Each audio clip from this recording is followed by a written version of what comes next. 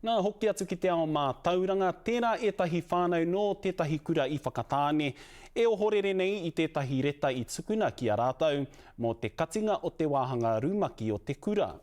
Ahakoa kua puta tētahi tono a te kura e paku whai wāhi ai ngā akoranga reo Māori ki ētahi wākura, ka re tonu rātou i te rata.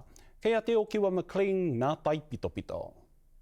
He kāhui whāia e mahi nei i tā rātou i pai ai. I taua pō i uru mai, a taua ki oko moe moea. E whāngai tia tonu tia ai a rātou tamāhine ki te reo rangatira. Ka pauri te nākau, he mamai nui, i te whakaro ahau me aha. Kei te ririo, kei te mamai, tōku nākau.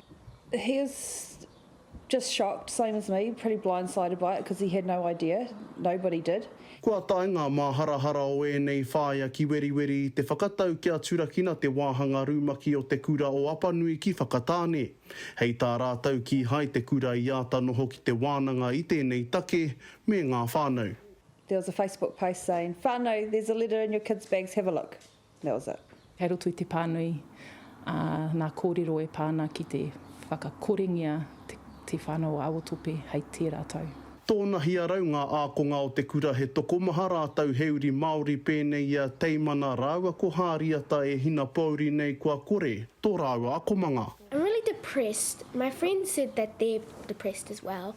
I like it. Somewhere I feel like I belong, and that's a good thing. Hei tā rāua kua tino tawhiti tō rāua hārenga mai kia kore e haere tonu. I wanted more chances to learn Māori. I've learned a lot more kapahaka and songs and like karakia things since I've come here, and I've only been in this class for less than a year. Ahakoa kua whakaritea e te kura he kāinga rua kaore tērā e nawhi. Hei tā rātau. My belief is that the school should be putting in more supports for both the teachers in the Te Whanau Awotope and our children so that they are reaching their potential. I takea mai te kura i ngā kōrero aiwi o ngā tiawa. I tapaina te whānau o Awatope hei ingoa mō te wāhanga rūmaki.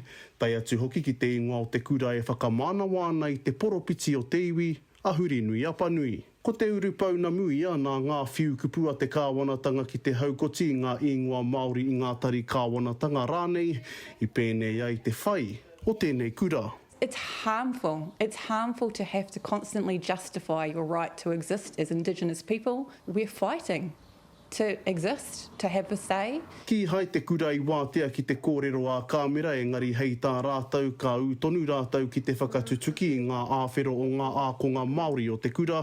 Engari mo e nei ākonga he kimi kura hou. Te mahi, te o Kiwa McLean, te karere.